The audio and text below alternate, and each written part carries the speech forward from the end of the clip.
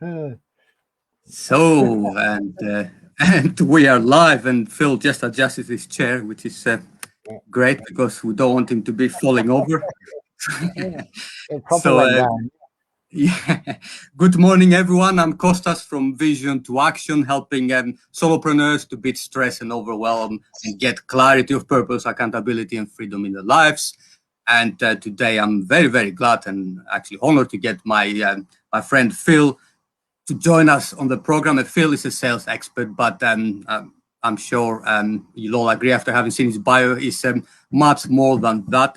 And Phil, your full name is Philip Carrington-Spence. I'm not really good with this hyphenated stuff. Could you not have an easier surname like Panayotou or something?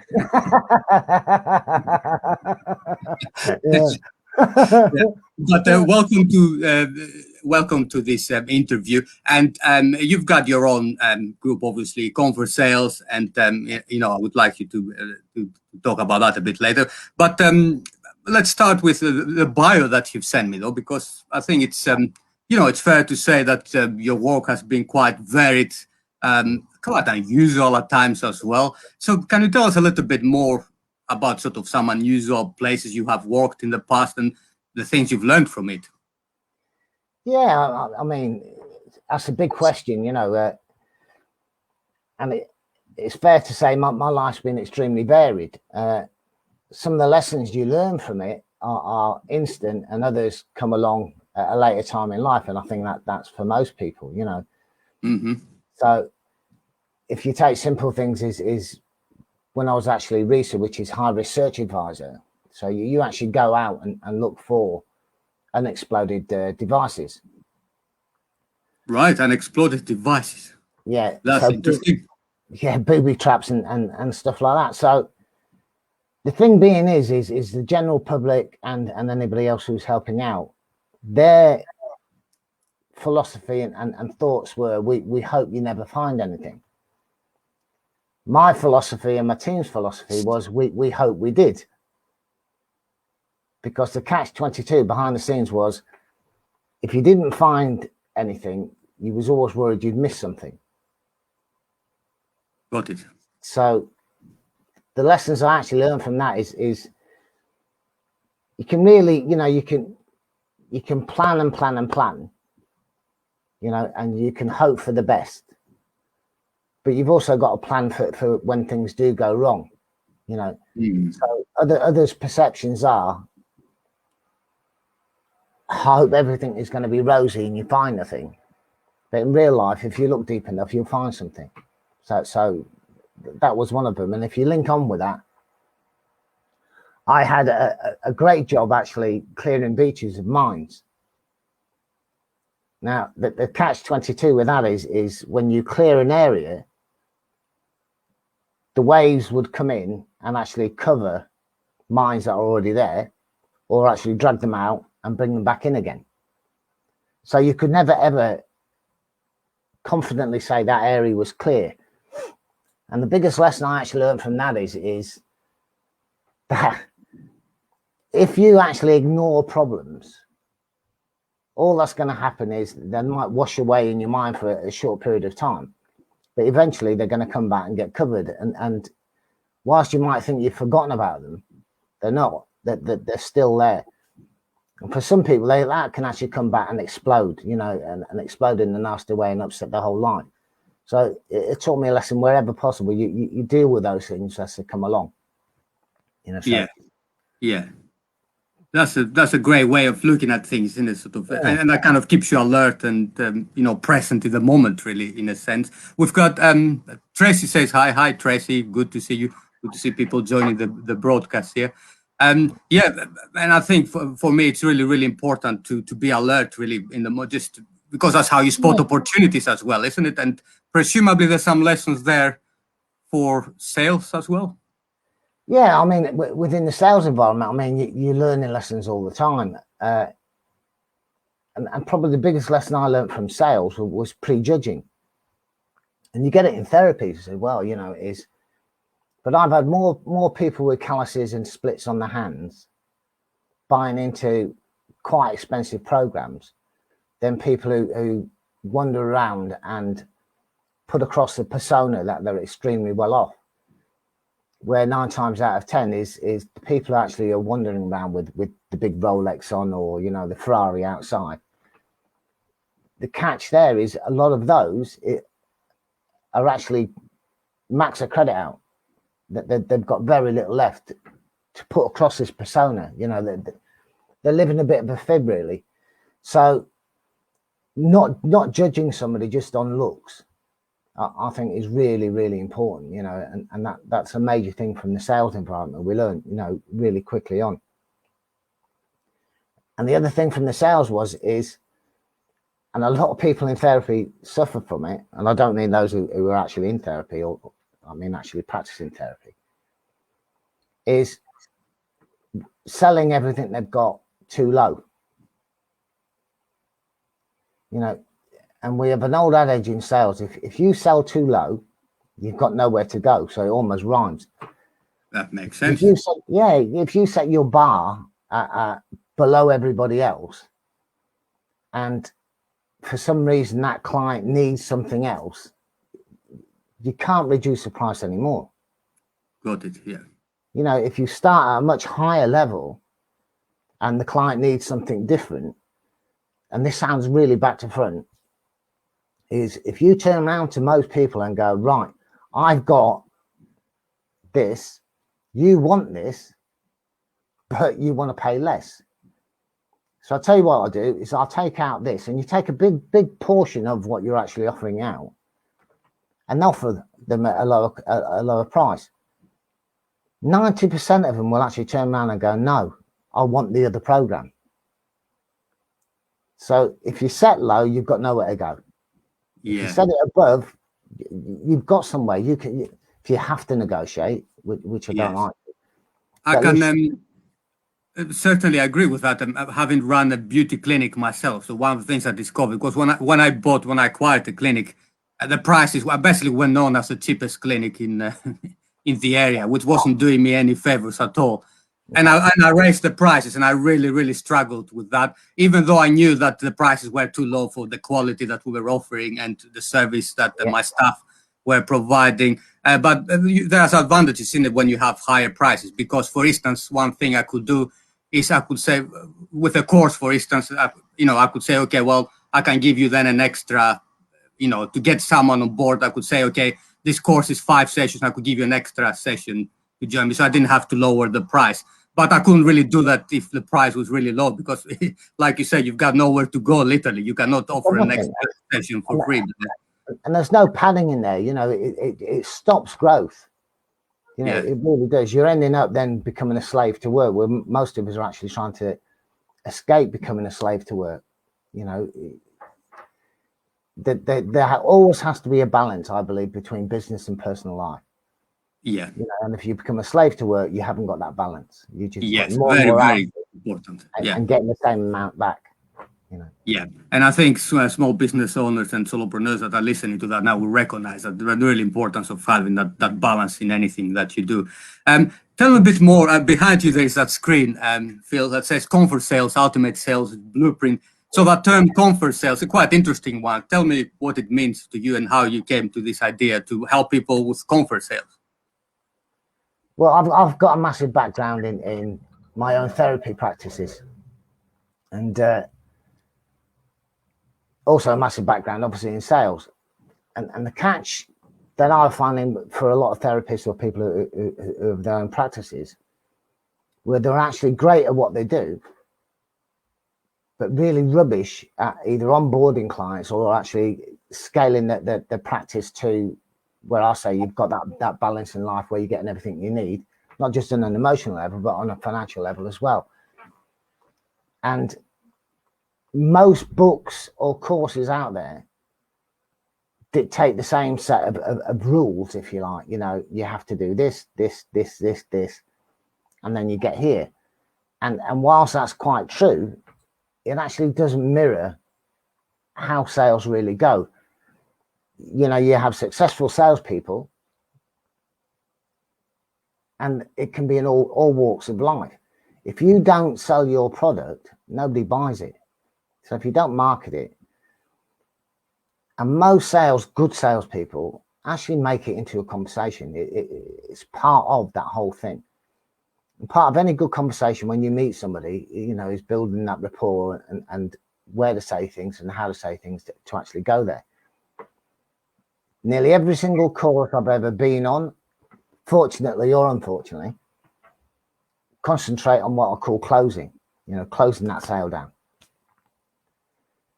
You don't need to do a whole course on closing. The best closers in the world are kids.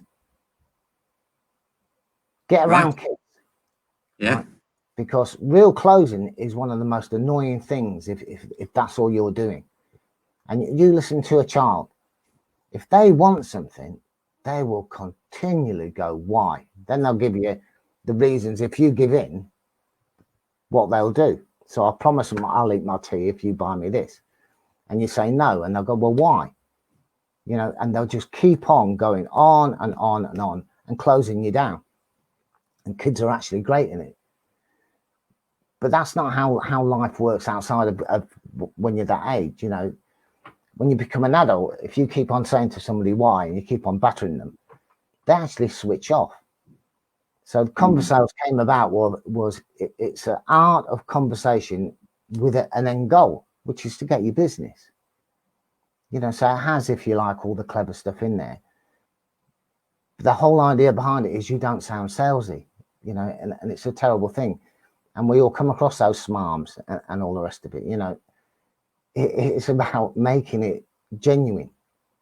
But at the end of the day, you get that what the whole goal is about. And the whole goal at the end of the day, let's be truthful, is actually to get yourself business. Yeah. If you look at most relationships, if I want something really big and expensive, I'll still talk to my lass. And if I just turn around and said, I want to buy this, she'll just look at me like I've gone doolally. And the same with her. She'll actually break into a conversation and it'll follow a process. So you know where it's going. But doing it the right way, that person will end up selling it to themselves. And that's the art of sales. If your client sells a whole program to themselves, then all this fancy, hitting people hard and making them feel uncomfortable isn't needed. Yeah. Because the art is selling themselves. Yes. Yeah, absolutely. And I think you're making a very important point there. So how do you think did this whole image come about of the sort of smooth talking used car salesman with a sort of hair full of the gel and clearly not in your case, but maybe in the past, I don't know. But I don't know, it's quite interesting, isn't it? We all have such a negative image of the salesperson, but the way you describe it now is it's almost like a positive thing, isn't it? It's like it's a conversation we have with people. Yes, there is an outcome that you want to achieve, but really it's more about the doing the conversation right in order to achieve that outcome. I mean, we work within a similar group in the sense that, we come from learning different types of therapy. So like in any walk of life, and the next statement will probably upset one or two people, but hey ho. You get good and bad in every type of walk of life, So I've actually had clients when I was predominantly doing coaching in sales or taking big groups in sales. And they turn around and say, somebody would go, well, you're a salesman, you're just trying to sell me something. And I'd say, well, Harold Shipman is a doctor and he killed hundreds of people. Do you still visit the doctor? And they go, yeah, because the fact of the matter is you get good and bad in all walks of life. Yeah, absolutely. The smarmy salespeople aren't, 9 times out of 10, it's not their fault. It's actually the way they've been taught, So they've had some success with it, and that's it. And unfortunately, most of them will stay at that level. They'll never get any better because that's it. They won't continue learning. And the old-fashioned look, if I keep on hitting you, I'm smarmy, I'm greasy. you know, and forgetting people need to trust and have rapport with the people they're talking to, you know.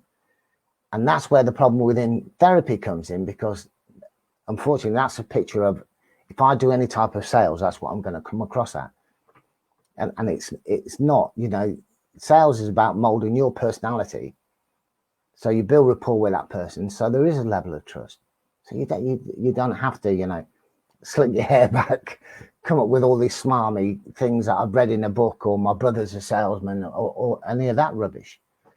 So unfortunately, it's like all of them, you know. When I worked in childcare, a lot of the social workers had this extremely bad habit of doing this. They put their hands together, or they staple their hands together, you know, and they'd say something like, you know, I hear what you're saying, you know, and it become a piss take for the kids. The kids I was working with, as soon as I said that, they used to laugh at that therapist. So, you know, instead of them just being natural, and that's the thing, smarmy is unnatural. They've learned a script, and they put no personality in it, and they've stopped learning, you know. And you'll So get, was that like a scripty thing that I learned that doing this? Is that something that there was sort of, I don't know, some sort of way of anchoring, or why were they doing it? see, scripts, you know, there's a big debate on, you know, should I have a script or shouldn't I have a script? Scripts are fantastic, you know, they're a real beginning of a learning curve. And being fair, most people, you know, learn their initial things off scripts, you know, well, you should say this at a certain stage and you should say that. But what people forget to actually impart that knowledge is that script then has to become your own. You know, you have to put your personality into it and change things around so they fit your mouth and your personality.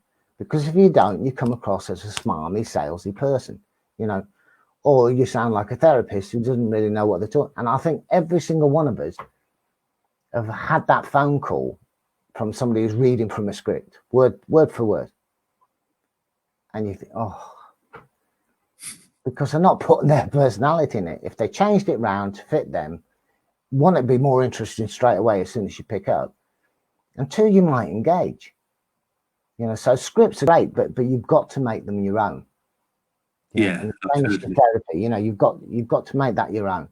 You know, it's got your personality and the way you speak. Yeah.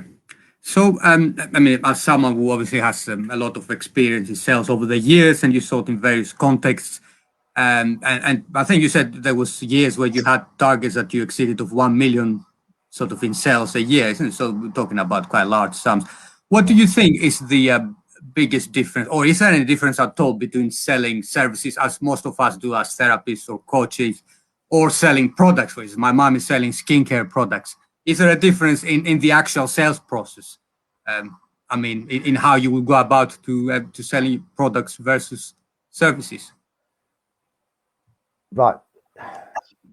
If I go into a, which is unlikely because, you know, I've got a face like a smacked ass, but if I went into a beauty salon, you know, I'm going in to go for a service, and I might buy a few goods. So I'm already in the market, if you like, to either have treatment or buy products. So the sales process is, there's still one there. You know, 9 times out of 10, the really good beauty salons and all the rest of it will all upsell you. You know, so you might get a treatment, I don't know, for your nails or whatever.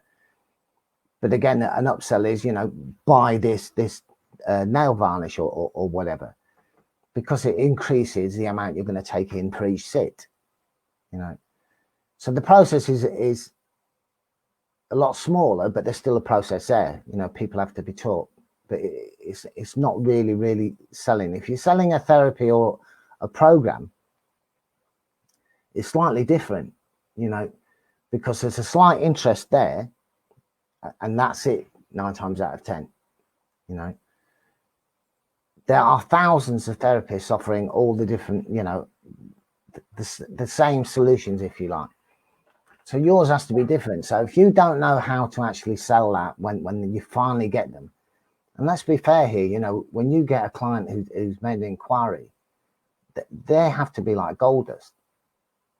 You know, at the end of the day, if it all falls down because you're not sure how to ask for the money, or you don't know how to actually put across your services properly or your personality, then it falls flat. So there's a lot of similarities. You know, there's also process. But I think a lot of us, when we come off our courses, actually believe that because I do this, there's going to be a queue outside my door, you know, all banging on it for my services. And it's generally not the case. You know, you still have to sell your services and you have to sell you. If you don't sell you, that's it. You know. Yeah, and you mentioned that earlier, that sell you as well. That's an important point. Oh, it's a big. I mean, it's a big thing, and a lot of people forget it. You know, is my mum, God bless her, used to go to the same hairdressers every single week, because that lady actually got on really well. You know, I wouldn't say she was a better hairdresser, you know, but my mum really trusted her. That the lady sold herself to my mum. My mum then had the trust with her, you know. So if you don't sell your service and sell you, then already you're falling down, you know. So there are similarities, you know, within therapy and all the rest of it. In fact, like beauty care, there's thousands out there. So if you don't sell you, you know, what they're buying. It's a very competitive world. I can speak from experience, without a doubt. Yeah, I mean, I live in a small town, and it has maybe 5, 6, 7 different beauty places that you can choose from. So what you're saying is absolutely rings true. Unless you have some sort of rapport with your clientele, you know, there is no reason why they couldn't go elsewhere. You know, like there's others that probably do things as well as you do, but what you have is your unique personality and the way you do things. And I guess that's the difference. Is how you do things rather than what you actually do. That's what makes a difference, really. Also is we're in the service industry. You know, when we offer therapy or coaching, you know, you're offering a service.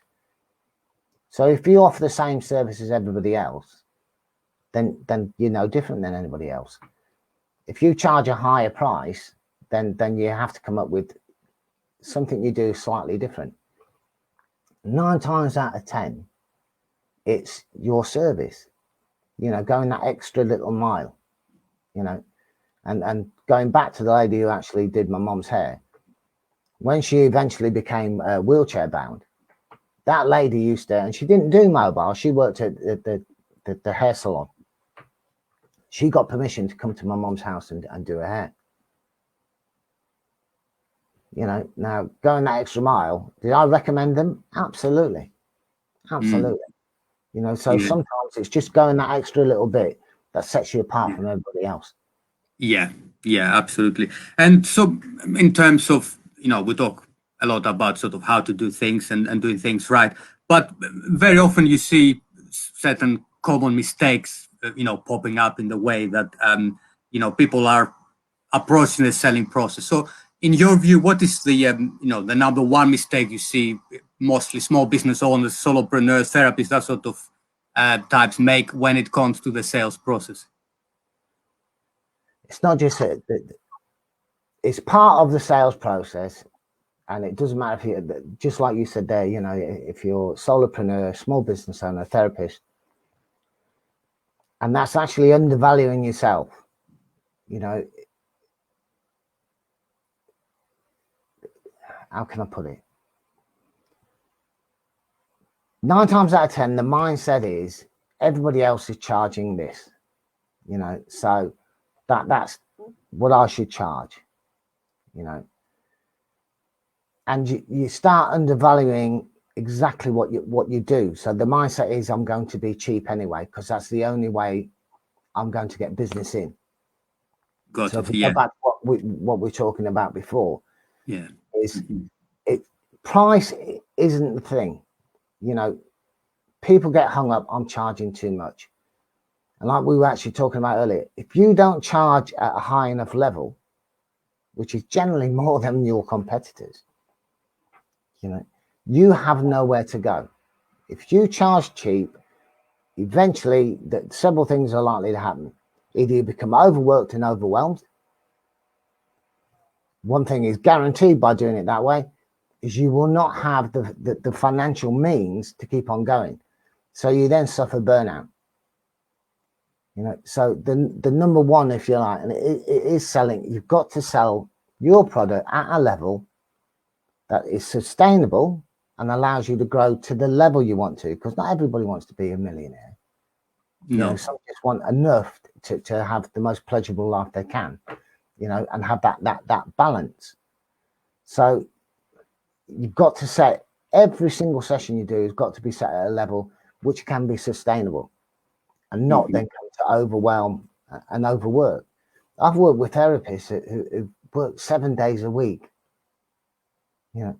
and they're actually worse off than if they had an employed job, mentally, physically, the whole thing. So it links in with sales. If you don't set your price bar right, and it's better to set it too high than too low.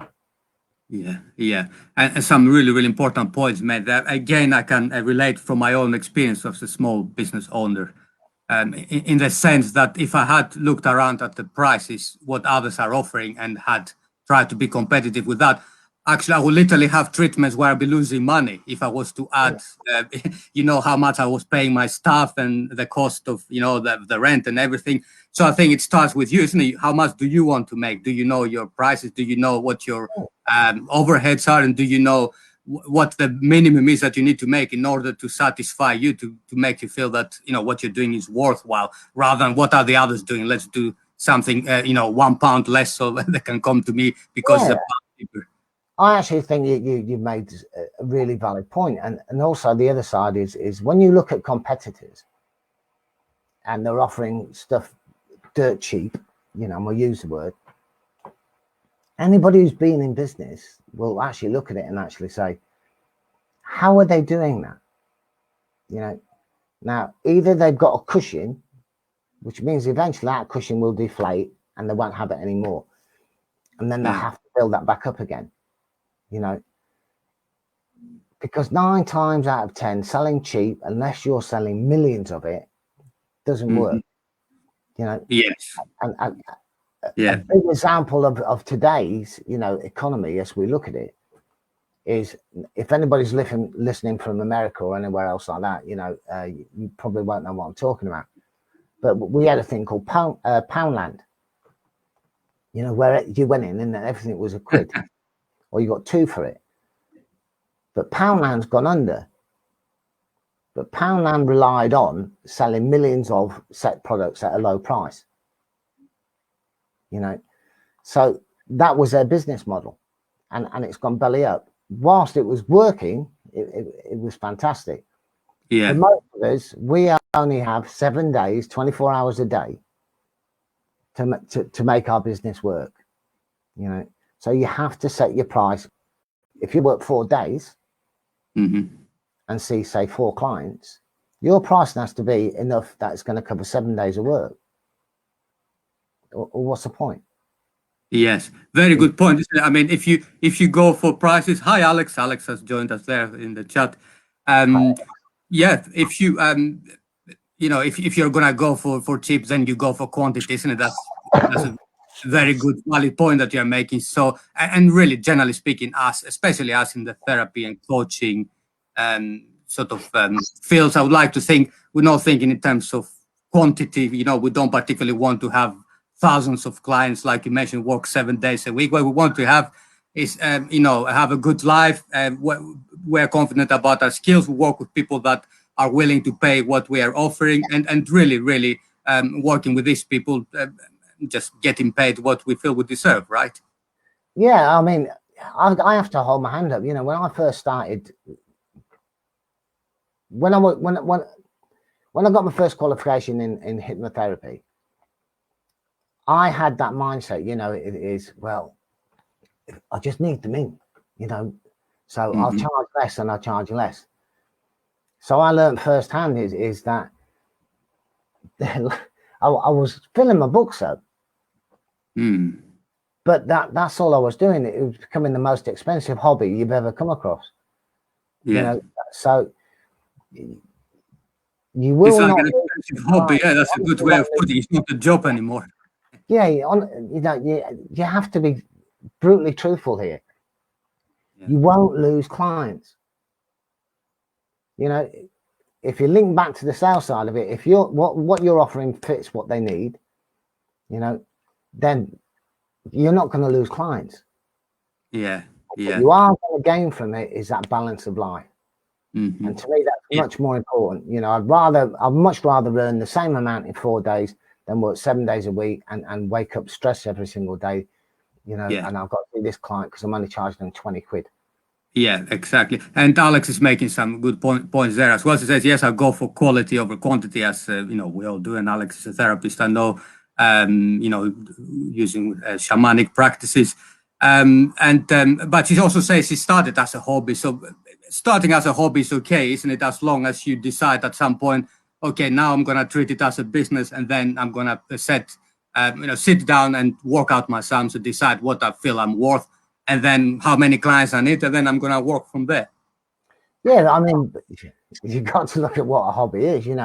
I've got several hobbies, and most hobbies cost you money, so that there's no return in it.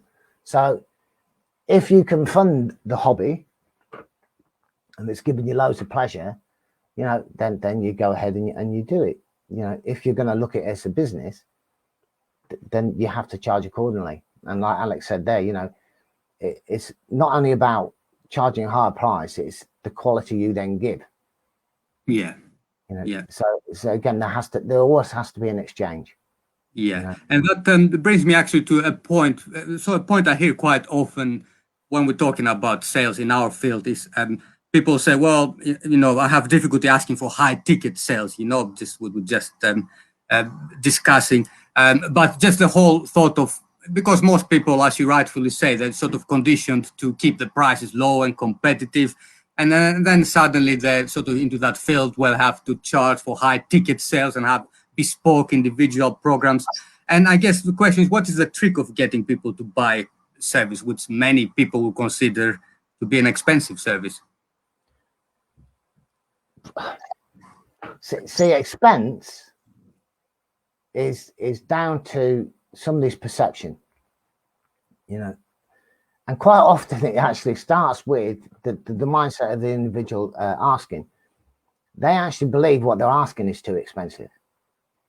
So initially, the first trick, if you like, is your mindset has to be that you're worth that. What you're offering is worth that. And believe me, 99.99% of the time, it is. And if you want my cost, I'm going to just tell a little story I tell every single sales course that I've ever run for the last 25 years. And it's about a greengrocer.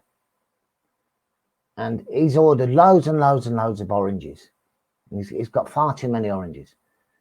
So every single morning he goes out and he puts a big pile of them into a big box. And all he keeps on doing is reducing the price.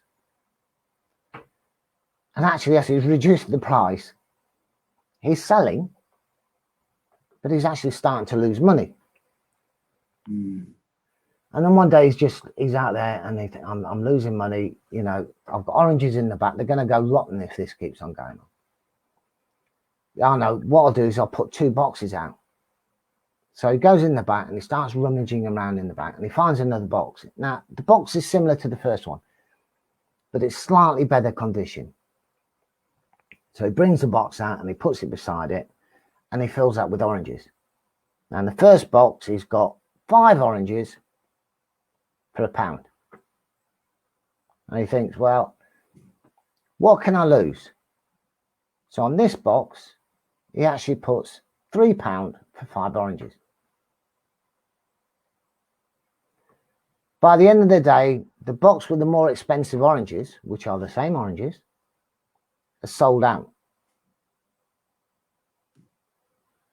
He thinks he's onto a winner here, and he does the same every single day till he's sold out of oranges.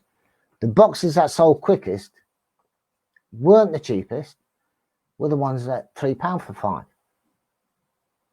Now, at no stage did he say these oranges were different, were better quality. They were exactly the same oranges. The moral of the story is our perceptions have always been the same. We're actually brought up, if you like, that cheap is crap.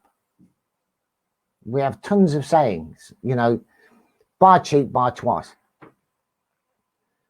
But our human nature is if something we buy cheaply breaks, we don't care. We go, that was it. The other perception is if you pay more for something, it's generally of a better quality. So when you're actually charging for your service or in your business, you have to remember that guy with the oranges. Because at the end of the day, if you sell cheap, people will think you're cheap. And the people who pay cheap are 9 times out of 10 the nightmare clients. You know, they don't turn up for sessions. They don't do the business that they've promised. The ones who pay and pay the right amount throw themselves in more because they perceive it as. So it comes down to that perception, you know. So a lot of the time is you've got to set that price and be expensive. Never ever be cheap. As soon as you're cheap, you know, you've opened the doors. And a Facebook user, sorry, I'm not identified here, says brilliant point, Phil. So, you know, I think people are really can identify with what you're just saying. So, you know, it's something that I think a lot of us have experienced what you're just saying. Cheers. Yeah. Very good points, Phil. Thank you. So, you know, sometimes I guess just relating to this point is that, you know, I can't help noticing that the idea of making sales is just literally just the only thing, isn't it, that keeps most people from realizing the dreams, really, because most people will get to the point where they decide that what they do is valuable and worthwhile and that it's really transformative, I mean, in theory at least. But when it comes down to the point of actually approaching the clients, that's sometimes I feel it's almost like a point where they get stuck, where they start, all the doubt comes in. And what is it there, you think? How can you know, what is that goes wrong and how can people change this sort of this mindset that gets them stuck? I actually believe it is a lot of the services we offer. Some of us have actually spent lifetimes, you know, learning about. And one of the mindsets that quite often stop us moving forward is, you know, I need another certificate, you know, I need to learn about this modality, or I need to do this. I just need to do one more course and then I'm ready to.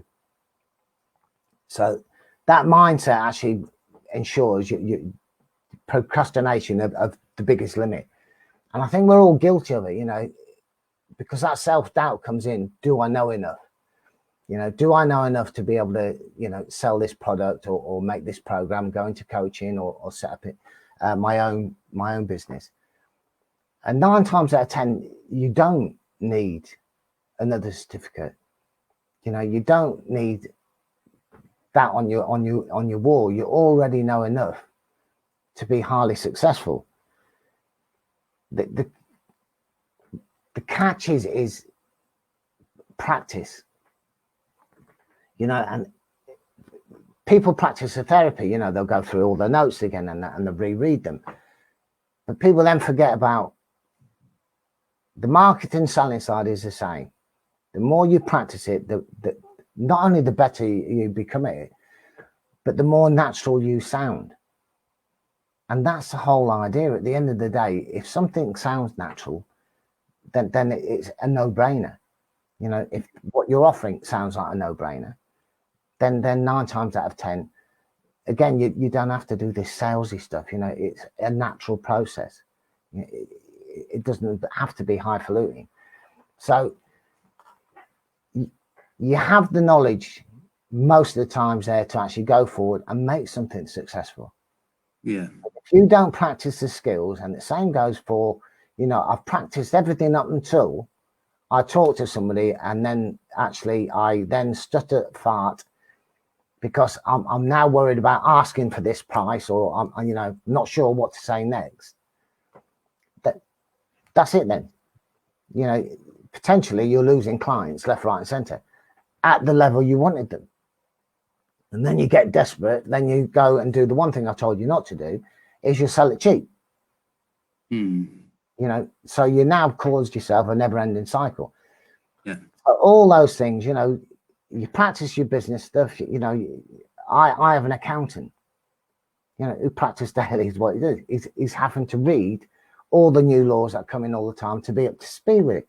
That's absolutely fantastic. You know, but to get new clients, it doesn't matter how knowledgeable he is. You know, he still has to, when that phone call comes in, sell his services. Yeah. Because if you don't, you have nothing. Yeah. I always look at it. I had a great friend, no longer with us, who was an inventor, right? And he was fabulous. I mean, some of his ideas were absolutely off the wall, you know, and they're really weird, but fantastic. And the way his mind worked. And he never ever did anything with them, ever. You know, they just sat there. And the thing is, every invention we could ever come up with would be the same, unless somebody went out and marketed it, got that out there, showed it to people, and then actually sold them on it. It just stays there. It's just a brilliant idea, you know, Yeah. and that's it. And that's such a shame then, isn't it, if you have something that at the end of the day, you, like you mentioned earlier, people invest quite a lot in courses. I can recognize that, by the way, too. I don't know how many courses. Haven't we all? And I'm sure a lot of people listening in will be the same. And you keep thinking, is it enough? Is enough? And you keep more and more, but there's someone who knows more. Maybe I should do the other course. But at the end of the day, the point is you invested so much in yourself to actually have a skill that, quite frankly, not many people have, you know, to get to this point. And isn't that a pity then to let yourself down at that stage because you concentrate too much almost on yourself rather than the client, isn't it? What is the need of the client? What is the problem that I'm solving? So instead of, oh, how can I sell it to the client? It's more about, you know, how can I help this person in front of me to actually achieve their goals, really? And actually what I'm offering is just the vehicle for that, isn't it? Yeah, but I think also is why, you know, I mean, it's like your program, you know, people need it to move forward. If you just keep on doing course after course after course, it really is, it's going to end up, I call it an excuse. You know, it's just an excuse not to, you know, because at the end of the day, what you're doing them all for, you know, if you want to change the world or you want to change the lives of a lot of people, you can sit in your darkened little cubby hole all day long, learn as much as you like, and you're going to touch very, very few people. You know, if you're a multi-billionaire and, you know, you can do all this for free, you know, power to you, absolute power to you. Most of us have to make something that we love doing pay. So you have to get out of that darkened room, and it's frightening for a lot of people, you know, because they do know enough. They are expert enough. You know, it's just then the next step of selling that service, of getting that out there, and then actually, you know, when they get somebody, getting the right price for it, because they're not paying for just that one day of extra study you did, or that 2 years in university or 3 years in university. That it's a whole life experience that you've learned, and that's what they're paying for. And you should remember that when you're pricing. You know, it isn't a one day wonder. It's taken a long time to gather all that, but then it's just having the nerve of going forward. Absolutely, yeah. So, Phil, I think we're just coming slowly to the point where we're wrapping up things. I guess I think that quite a lot of people will be interested in to hear is, do you think, is there a structure to that sales call? If you were to make a sales conversation, would that generally go through a number of stages? And if yes, can you talk us through some of them? Everything goes. It doesn't matter what we do. It has a process, you know, all the way through. Where you start and where you end, and I think one of the big catches is a thing called red herrings, you know. And if you're having a great conversation with somebody will chuck in a red herring, and it can actually go off tangent, and you end up talking about loads of different things. Then it's really, really difficult to bring it back on board. So for my process, to be fair, it's like a magical world, if you like. where you're in a circular maze, but where every time you hit a block, you actually have the magic wand to actually be able to open that block. And then you can turn around and shut it again. So everything, it doesn't matter what we do, has a process. It's how you deliver that process, if you like. And those extra bits in there that make it actually special. And like I said, is if you can have a conversation with somebody and you come away smiling, or yes, that was really good, that, you know, I got a lot out of that. You know, they're really, really fantastic. That's the worst that can actually happen, you know, if you followed it through. So yeah, all sales have a process, and really, if I take it down to its nth, if the process is done right, you end up with somebody who might say no, or they might say yes. It's 50-50. Is that a bad thing if they say no? Actually, no. Especially, do you know, I'm really pleased you asked that bit, because it's a little special thing of mine is we are all scared of the no word. And we are, you know, we go to our nth to make sure somebody doesn't give you a no. And you should embrace the no, especially where you're starting up or you need more clients. Because if you only deal with, and you're that strict that I'm gonna ask them this, I'm gonna do this, I'm gonna nail it down to this, and that's it. And the only people you're ever going to talk to are likely to say yes. Here's a real catch: some of them will still say no. You know, those no's are vitally, vitally important to you. So this is a major pro tip, and I don't know many people who actually tell the same. In most sales programs, they will tell you, look, yeses, keep on getting yeses. So the whole process, everything is to get a yes, to get a yes, to get a yes. What a load of bollocks, because that's not natural. What actually happens is, if you keep on getting all these little yeses and big yeses, is many people will get towards a stage where now you're going to actually put the price down and you want that person to say yes. Actually get to the stage there where they go, in the back of the mind, there's this little warning light that goes, something doesn't sound right. Mm. And what they'll turn around and say is, look, I love what you say. I love what you're doing. It actually suits everything I want to do. But there's just something. If they're honest, they'll go, there's just something niggling me. And then they'll come up with an excuse and objection not to go ahead.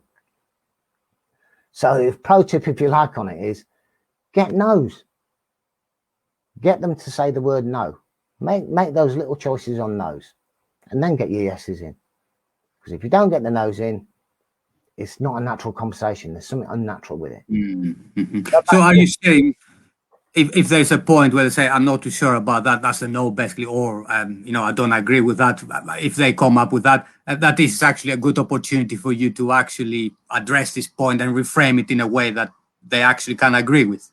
Totally. You know, if I disagree with something you say, is that a bad thing? Well, no, not really. I'm just voicing my perception and the way I look at something, you know. And if you don't use that, then that's your fault. You know, they're actually express something honestly, or you hope it's honestly, which is quite important. It's important enough that they actually said something. Acknowledge that no. You know, 99.99999% reoccurring. That is used for your own advantage at the end. They've given you every tool you like. They've disagreed with this. Is that a bad thing? Absolutely not. That no can be a positive. And let's look at the worst case scenario. At the end of that, you've done everything perfect. You know, there's nothing wrong with it. Price is right. Everything else is perfect. You know, the offer is right. Bosh. And they say no. It's not the end of the world. It really isn't. So the tip I give, especially if you're starting off in business right at the beginning, look at people who are unlikely to actually buy your product. Actually actively go after them, right? and get them on that sales call, get them on that meeting, because what are you going to lose? The only thing you're going to actually lose is you already expect them to say no because they don't fit you anyway. But the one thing you can do is practice everything. They'll give you all the no's and all the objections that you're worried about, So when I teach all my skills, I'll turn around to people and say, right, just invite them, get them on that call, because if they say no, you're going to learn tons from it. And then you can always come back to me and actually then ask, how would you actually handle that? But yeah, if it's easy right at the beginning, the first time somebody says no to you, and then you watch your business start going like that. Yeah. And yeah, I fully agree with you, Phil, about this suggestion as well of practicing. For me, the same. I thought in the beginning my biggest problem was the actual sales call, but by actually practicing, I realized the sales call in itself is not, it wasn't my biggest blockers. But I wouldn't have known had I not engaged in them in the first place, and which is exactly what I was avoiding in the first place. Just because we all don't like rejection, isn't it? That's the main thing that drives this thing that we all want to hear yeses and no nos, because nobody likes rejection, really, do they? Well, yeah. I don't care. And I hope everyone else who listens can actually see the benefit and the value of not caring in a sales conversation. That doesn't mean you don't care for the client, but it means that you are detached from the process, really, isn't it? That's what you really... If at the end of the day, your skills are good, and if you are emotionally attached to it, has to be a yes. So, you're actually desperate to get that comes across, so you have to become emotionally unattached. And the same as the money side of it. As I said earlier, if you price it, don't be emotionally attached to it. Your client is emotionally attached. You're not. No. If you walk into, and I'm not a big car lover, I'm a motorbike lover, but if you walked into a posh car showroom, you'll see some cars with price on application, and that's their psychological way of saying, look, you don't ask the price. If you ask the price, you can't afford it, which is a load of bollocks, but that's all it is. But that's their philosophy. They're not attached to it. That's the price. If it's £100,000, that's the price. Once you attach emotion to it, so I'll charge £6,000 for a program. If I'm emotionally attached to it, if you say no, that starts affecting me, physically and mentally. If at the end of the day you say no, to me, my work's only just starting anyway, because obviously I've either done something wrong, haven't sold it correctly, or put it across correctly. It isn't the price. It's like the oranges. It's not the price. If you're offering the right thing at the right price, it's not it. If you become emotionally attached, it's all about the price. And it's close. Yeah. So get detached from this whole idea. It's about the price. Absolutely. Yeah. So Phil, it has been an extremely interesting conversation. I'm sure you agree, because in the beginning we said it's going to last about half an hour, and here we are 53 minutes later. So I think it was really, really valuable to hear the points. And there's another comment here. So the way StreamYard operates is, unless you actually register with them, it comes to, I can see the comments here, but it basically says Facebook user, unless the person has actually registered. So this Facebook user says, I was thinking the same. It's about the previous points you're making about sort of, I think we're talking about, the sort of the idea of making sales, that's keeping them from realizing the dreams. I was thinking the same until I realized that it was me that got me to where I am, and therefore I am the subject matter expert in it. Therefore, no course is required to teach. It is a block in valuing ourselves and getting that sale. So I think it's a nice way of summing this up, isn't it? Yeah. Yeah, great. So, Phil, before we go, just tell people, if they would like to, to get in touch with you and find out more about Conversales and then sort of the art of selling in a way that it doesn't, that it sounds like a conversation and not like something that fills them with anxiety. What is the best way of them getting in touch with you? As well with Facebook, drop us a private message, or they call it a DM,